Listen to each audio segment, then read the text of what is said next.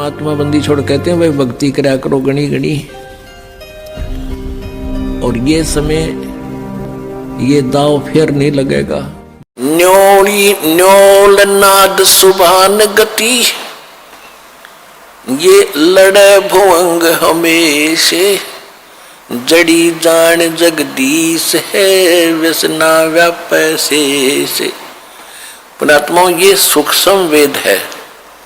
आपको तो चार वेद ही ऐसी समस्या पैदा हो रही थी, ये चार वेद ही नहीं समझ में आए थे, वो संस्कृत में थे।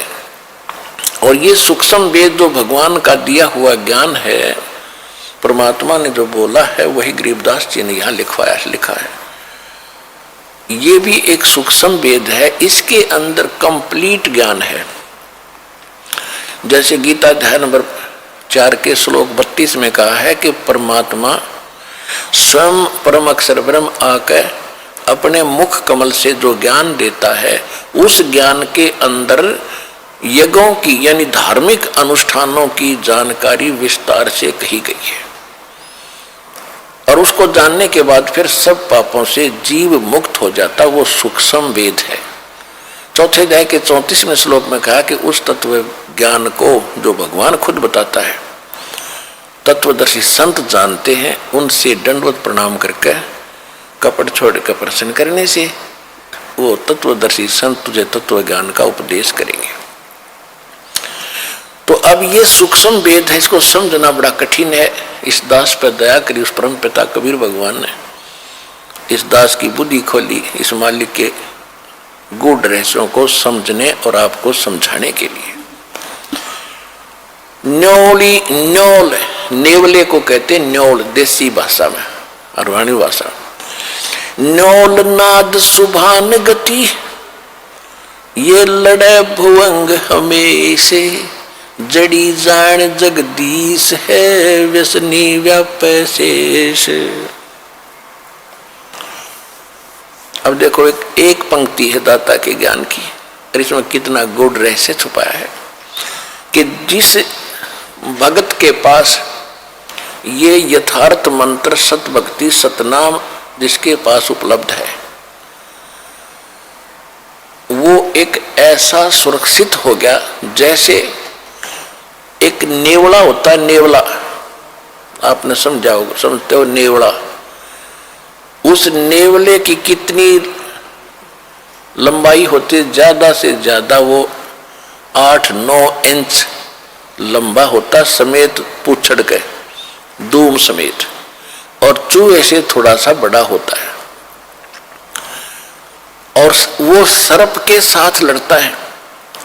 सर्प लगभग 10-10 फुट 12-12 फुट लंबा हो जाता है और उससे कई गुना ताकतवर होता है। अब वो उससे कैसे लड़ता है, वो ऐसे स्थान पर उस सर्प को छेड़ता है जहां पर किसी झाड़ी में, बोझड़े में एक जड़ी होती है, नागदमन जड़ी नाम है उसका, नागदमन, और उसमें से महक निकलती है।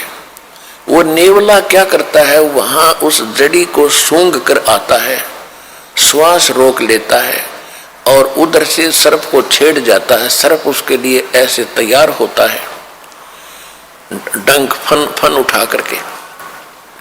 अब नेवला उसके निकट आकर के वो जड़ी जो सूंघ कराया था वो श्वास छोड़ देता है। उस जड़ी के सामने सर्प को चक्कर आने शुरू हो जाते हैं उसकी नाकों में जाते ही, और वो अपनी जान बचा के भागने की सोचता है।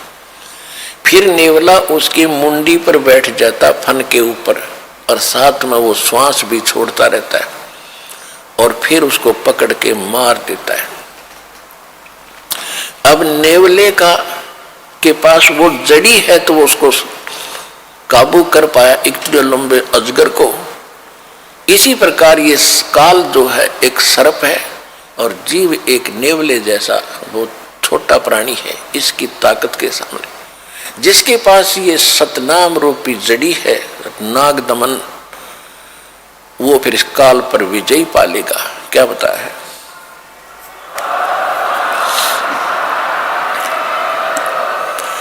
न्योल नाद सुभान गति वो लड़े भुवंग हमेशे, जड़ी जान जगदीश है व्यसना व्याप से। कि सतनाम जो नाद है, सतनाम का जो मंत्र है, ये भगवान की शक्ति, जगदीश की शक्ति है। इसकी जिसके पास इसका ये जड़ी है, उसके ऊपर काल रूपी अजगर का कोई प्रभाव नहीं पड़ेगा। किस पे? हंस गवन करते नहीं मान सरोवर छाड़े, और कौवे उड़ उड़ जाते हैं ये खाते मसाहाड़े। हंस दशा तो साधु है ये सरोवर है सत्संग, मुक्ता हलबाणी चुगे फिर चढ़त नवेला रंग। दरस परस नहीं अंतरा रोमी वस्त्र बीच, पारस लोहा एक डिग वही पलटे नहीं अभीच।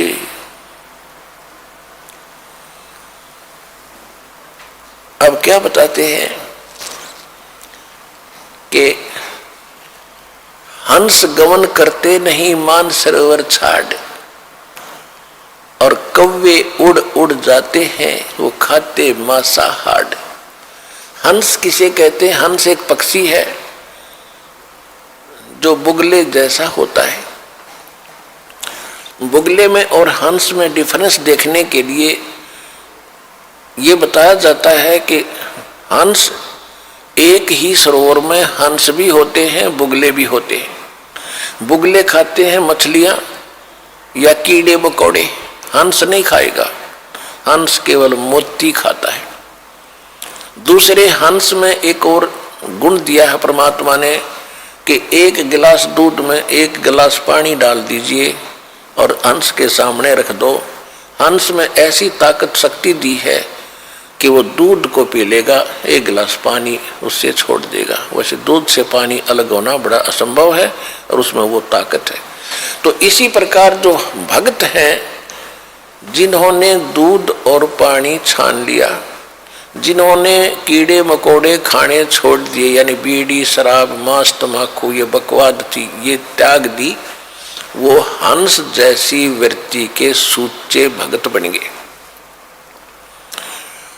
अब कहते हैं कि हंस गवन करते नहीं मान सरोवर छाड़, और कौवे उड़ उड़ जाते हैं जो खाते मांसाहार। यानी जो हंस है वो सत्संग को नहीं छोड़ सकते।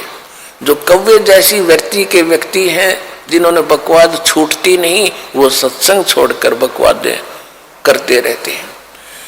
हंस दशा तो साधु है, हंस दशा तो साध है, और सरोवर है सत्संगे, मुक्ता हलबाणी चुग ये चढ़त नवेला रंगे। अब उन हंसों के लिए ये सत्संग रूपी सरोवर है, और ये साधु आत्मा ये है हंस। हंस दशा तो साध है और सरोवर है सत्संग, और यहाँ ये परमात्मा की अमृतवाणी रूपी मोती खा रहे हैं। और फिर चढ़े नवेला रंग, दूना अच्छा भाव बनता चला जाएगा। जो सत्संग में आए जाएंगे डटे रहेंगे।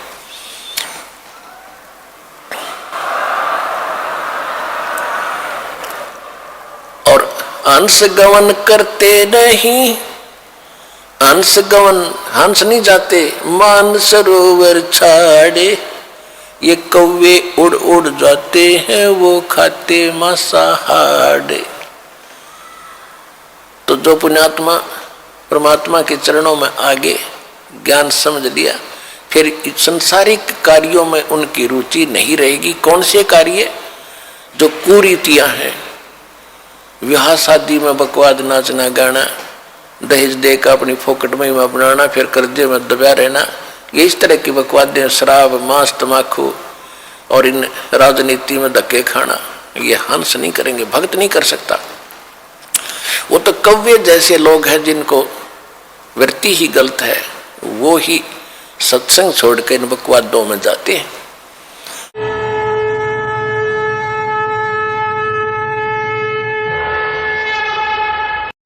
हमसे जुड़े रहने के लिए हमारे YouTube चैनल को सब्सक्राइब करें और नई वीडियो की नोटिफिकेशन के लिए बेल आइकॉन को दबाएं। अगर आप ये वीडियो Facebook पर देख रहे हैं तो लाइक जरूर करें और ज्यादा से ज्यादा शेयर करें। धन्यवाद।